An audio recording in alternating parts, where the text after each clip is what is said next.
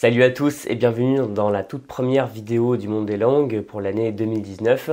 Donc on va attaquer tout de suite parce que l'intérêt ça va être vraiment, si vous avez un projet d'apprentissage des langues pour 2019, de vous y mettre le plus tôt possible. Et évidemment, vu qu'on est en plein dans la période des bonnes résolutions, on va aborder ce thème parce que voilà, il faut savoir aussi s'accorder un peu avec l'air du temps. Et qui dit nouvelle année dit souvent nouveau projet parce que pour marquer le coup, voilà, comme ça, il y a une date dans l'année pour laquelle arbitrairement, dans un certain sens, on décide que c'est le moment des nouveaux projets, même si ça pourrait être le 8 août ou le 14 octobre, hein, j'en sais rien. Mais voilà. Traditionnellement, c'est là qu'on commence les nouveaux projets. Et vu que j'ai aussi des projets avec vous, je vous ai fait passer récemment un sondage. Merci d'avoir été si nombreux à y répondre. Et si vous n'y avez pas encore répondu, vous avez le lien en bas dans la description. Vous pourrez me dire de quoi vous avez besoin pour l'année 2019 et ça va me donner des idées d'articles, de vidéos, de formations, de collaborations peut-être avec d'autres personnes. Pour vous aider à apprendre une langue parce que bon, l'objectif, si vous me regardez, ce n'est pas juste, c'est même pas, je pense, pour par envie de me regarder, c'est parce que vous avez besoin de choses solides, concrètes pour apprendre une langue étrangère, que ce soit l'anglais, l'espagnol, le japonais, je sais pas quoi. Bref, pour vous aider au mieux. Donc voilà, vous avez le lien du sondage dans la description, j'en dis pas plus à ce sujet.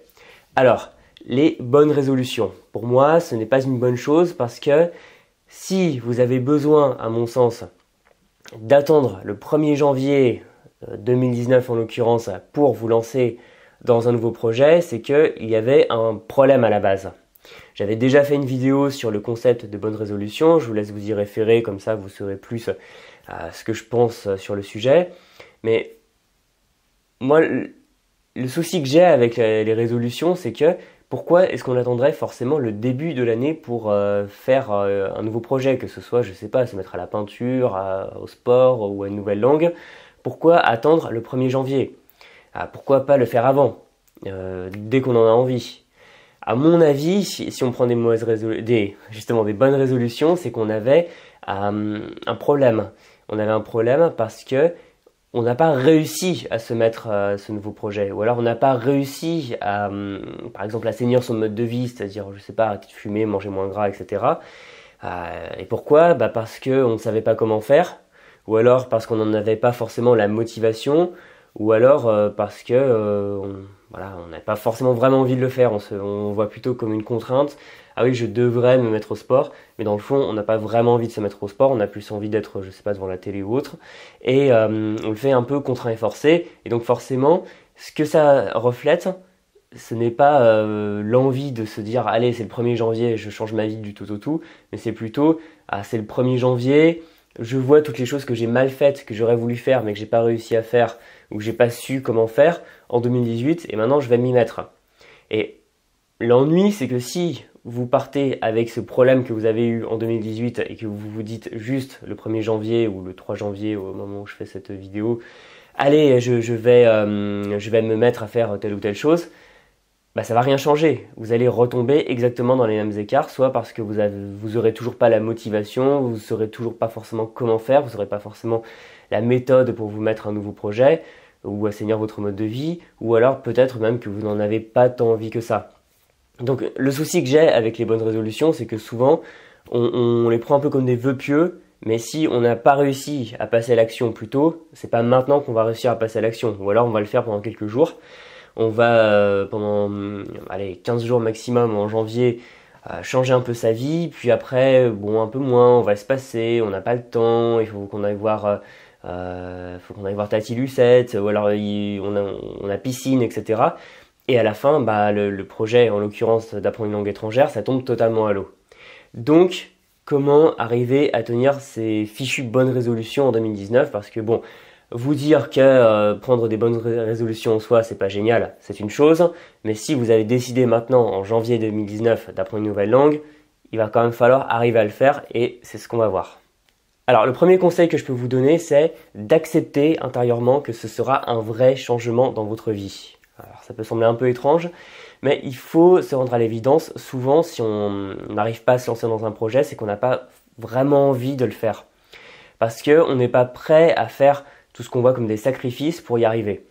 Et donc si vous n'avez pas réussi à apprendre une langue étrangère en 2018 et que vous voulez vous y mettre en 2019, il va falloir accepter que oui, vous allez devoir en faire, on va y revenir tous les jours, et qu'il va falloir chaque jour trouver du temps, c'est-à-dire peut-être faire quelques activités en moins ou supprimer des pertes de temps pour apprendre une langue étrangère. Et c'est arriver à faire ce changement, presque comme sur un interrupteur, on se dit maintenant, telle ou telle langue, ça va faire partie de ma vie tous les jours. Et ça, c'est très puissant parce que, en fait, on n'arrive pas assez à se projeter dans une vie où, par exemple, on parle allemand. On se dit, ouais, je vais apprendre l'allemand, mais on n'arrive pas vraiment à tomber de l'autre côté, à se dire, voilà, maintenant, je suis quelqu'un qui suis en train d'apprendre l'allemand. Je suis quelqu'un qui est en train d'apprendre l'allemand. Donc, arriver à visualiser ça, en plus la visualisation c'est très puissant parce que le cerveau fait pas très bien la différence entre la réalité et la fiction, c'est pour ça qu'on lit des romans ou qu'on regarde des films, c'est que ça nous intéresse parce que le cerveau, on peut facilement le tromper avec ça. Donc projetez-vous dans un nouveau vous, une nouvelle année où vous apprenez, où vous vous remettez à une langue. Ensuite, ce changement profond, il faut savoir l'incarner. Et pourquoi? Pourquoi le faire? Ça, encore une fois, c'est une des causes d'échec les plus fréquentes. C'est pas parce qu'on est mauvais en langue, qu'on n'a pas forcément une bonne prononciation, que la grammaire est compliquée. Tout ça, globalement, c'est des conneries. La vraie source d'erreur, d'échec, quand on apprend une langue étrangère, c'est de pas vraiment savoir pourquoi on le fait. Et c'est pour ça qu'on se démotive, c'est pour ça qu'on abandonne, c'est pour ça que quand on s'y met, on n'a aucun plaisir à le faire. Demandez-vous pourquoi. Cherchez ce pourquoi, cherchez cette raison. Il faut vraiment qu'elle soit personnelle, égoïste. N'apprenez pas l'allemand parce qu'il paraît que l'Allemagne offre des bonnes offres d'emploi et que vous y allez contraint et forcé pour aller travailler. Non, il faut vraiment que vous appreniez par exemple l'allemand parce que vous avez envie, je sais pas, d'aller travailler en Allemagne. Vraiment que vous ayez une passion pour cette langue, une passion pour cette culture, que vous ayez des amis allemands avec qui parler, que dans 6 mois vous partiez en Allemagne, je sais pas, faire le tour de l'Allemagne en voiture ou je sais pas quoi, mais que quelque chose soit là pour vous motiver, pour vous pousser. Parce que la motivation, ça ne se crée pas ex nihilo, ça ne se crée pas à partir de rien, ça s'entretient à partir d'une source qu'on a déjà. Et cette source, ça vient de vous, de votre fort intérieur, et demandez-vous pourquoi vous voulez apprendre cette langue. Parce que si vous savez pas pourquoi, si vous vous dites bon, pourquoi j'apprends cette langue, je sais pas trop moi, ça marchera jamais. Donc apprenez seulement une langue que vous avez envie d'apprendre et pour laquelle vous avez une bonne raison de le faire. Ensuite, c'est vous poser des objectifs. Parce que moi, je définis l'apprentissage d'une langue comme un projet. Et un projet, c'est quoi? C'est quelque chose qui a un début, une fin. Et entre les deux, il y a tout un cheminement pour atteindre un objectif.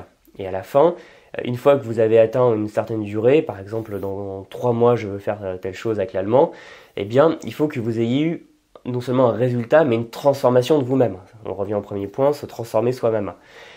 Donc demandez-vous pourquoi vous allez apprendre cette langue et ce que vous allez en faire dans les prochains mois. Par exemple, je veux que dans 1 mois, je sois capable de faire mes premières phrases. Je veux que dans 3 mois, je sois capable de tenir une petite conversation synthétique avec un locuteur natif. Je veux que dans 6 mois, je sois prêt à être totalement autonome quand j'irai en voyage dans ce pays, etc. Posez-vous des objectifs concrets. Et encore une fois, ça va vous aider par cet aspect concret à visualiser le résultat et ça va vous motiver à l'atteindre et à poser chaque jour les jalons qui vont vous permettre de l'atteindre. Ensuite, pourquoi faut-il forcément souffrir? Ça, c'est vraiment quelque chose qui m'énerve, c'est souvent parce que les gens ont une mauvaise expérience à l'école avec les langues, ils associent ça à une souffrance. C'est un peu le côté no pain, no gain, comme on dit en anglais, s'il n'y a pas de souffrance, il n'y a pas de gain. C'est vrai, mais c'est simplement du travail, et le travail c'est pas forcément quelque chose de déplaisant. Alors oui, apprendre une langue ça va demander des efforts, ça va demander un investissement, et comme les années précédentes, en 2019, je vais vous bassiner avec ça, c'est-à-dire si vous voulez apprendre une langue, il va falloir y mettre un peu d'énergie, il va falloir y mettre un peu de vous-même. Les méthodes pour apprendre en 5 minutes par jour en dormant ou je sais pas quoi, ça n'existe toujours pas en 2019, et ni en 2020 ou 2021 je pense. Cela dit, il n'y a pas besoin que ce soit une torture, donc prenez-y du plaisir. Encore une fois, pourquoi apprendre une langue? Pensez à vous-même de manière très égoïste. Il faut que ce soit une activité ludique, il faut que ce soit une activité enthousiasmante. Donc pensez par exemple à ce que vous faites tous les jours dans votre langue maternelle. Par exemple, si vous aimez, je sais pas, regarder des vidéos de chatons ou des tutos beauté sur YouTube en français, il n'y a pas de honte à le faire dans une langue que vous apprenez, parce qu'au moins vous faites des choses qui plairont peut-être pas aux voisins d'ailleurs, mais ça on s'en fout complètement, mais qui vous plairont à vous et il faut y prendre du plaisir. Donc il y a l'apprentissage de la grammaire, il y a l'apprentissage du vocabulaire, parce que c'est indispensable pour pouvoir communiquer tout simplement, comprendre, se faire comprendre, mais il est tout à fait possible et il est tout à fait même indispensable d'apprendre une langue avec plaisir. Il faut s'éclater. Moi, quand j'apprends une langue, tous les jours, je m'éclate. Je fais des choses peut-être même qui ne plairaient pas à d'autres personnes, qui ne vous plairaient peut-être pas. Mais je les fais dans une autre langue et moi, ça m'amuse et je prends un plaisir fou à continuer à apprendre une langue. On arrive ensuite au dernier point, c'est d'en faire tous les jours et de transformer l'espèce de vœu pieux un peu brumeux qu'on avait au 1er janvier en quelque chose de concret, en une routine. Alors, si vous me suivez depuis un moment, vous savez que moi la motivation, j'aime pas en entendre parler parce que c'est très bien au début, mais c'est ultra dur de susciter la motivation comme ça. Pour moi, on a une motivation de base, on l'entretient et faire venir la motivation de nulle part, c'est pas possible. Si vous avez aucune envie d'apprendre, je sais pas, le tchèque, si ça vous gonfle, si vous n'avez aucun besoin d'avoir le tchèque dans votre vie, ce sera impossible. En revanche, si le tchèque ça vous intéresse, enfin même ça vous passionne, que vous avez vraiment envie, que ça vous éclate, il faut arriver à passer à une habitude, c'est-à-dire au lieu de vous dire 2 ou 3 fois par semaine, allez, il faut que je me motive à faire du tchèque, et ben vous allez faire un peu de tchèque tous les jours, même une demi-heure par jour, et ça va suffire amplement, au moins dans un premier temps. Et à partir du moment où on a cette habitude où apprendre une langue étrangère chaque jour, c'est comme se brosser les dents, c'est-à-dire si on le fait pas, on a l'impression de puer littéralement, enfin on a un manque. Par exemple, il y a beaucoup de gens qui font du sport, moi compris. Quand je fais pas du sport, j'ai l'impression d'être tout mou, tout faible, comme si j'étais en guimauve, et c'est très désagréable parce que j'ai pris l'habitude. Et si vous avez l'habitude d'apprendre une langue, vous allez avoir l'habitude chaque jour de progresser et il va vous manquer votre dose si vous le faites pas. Et encore une fois, ça revient sur tous les points que j'ai évoqués. Il faut accepter ce changement dans votre vie parce que pour passer une routine, il faut que tous les jours vous fassiez une nouvelle langue. Il faut incarner ce changement en vous demandant pourquoi. Si vous avez un pourquoi qui vous motive, tous les jours ce sera plus facile de vous y mettre plutôt que si on vous l'a imposé. Ensuite, avoir cet objectif clair, c'est-à-dire si vous vous dites dans 3 mois je veux tel résultat, et vous saurez qu'il faut en faire un peu chaque jour pour atteindre ce résultat et que si vous ne le faites pas, vous n'y arriverez jamais. Donc avoir un objectif et surtout y prendre du plaisir dans ce travail régulier parce que si à chaque fois que vous vous mettez à faire telle ou telle langue le soir en rentrant chez vous par exemple ou le matin en vous levant, il faut absolument y prendre du plaisir sinon c'est impossible. Voilà. Donc ce qui est important, c'est surtout de le faire maintenant. Prenez-vous au piège, mettez-vous le doigt dans l'engrenage. Ce que j'aimerais, si cette vidéo vous a été utile, ne serait-ce que pour une chose, c'est que si vous avez envie de vous mettre, je sais pas, l'anglais, l'espagnol, etc., l'allemand, l'italien, c'est vous dites, allez, aujourd'hui je m'y mets. Vous ne faites même que 5 minutes, une action qui va vous pousser à vous y mettre, à vous mettre à la langue qui vous intéresse ou vous remettre à une langue. Et demain, vous vous y remettez, même 5 minutes, etc. Et au bout d'un moment, très vite, vous arriverez à faire une demi-heure par jour et vous allez progresser très très vite. Il n'y a pas de raccourci miracle pour apprendre une langue, mais si on fait les bonnes choses jour après jour, on peut progresser très rapidement. Voilà, donc il faut vous y mettre. Je vous remercie d'avoir regardé cette vidéo et j'avais une petite surprise pour vous remercier d'avoir répondu au sondage et pour vous aider à passer à l'action. Je vous propose jusqu'à ce samedi 5 janvier une petite réduction sur ma formation, le kit de démarrage, qui est vraiment fait pour ça. C'est un cours très rapide, ça vous prendra à peu près 1 heure avec la vidéo principale et un bonus à regarder.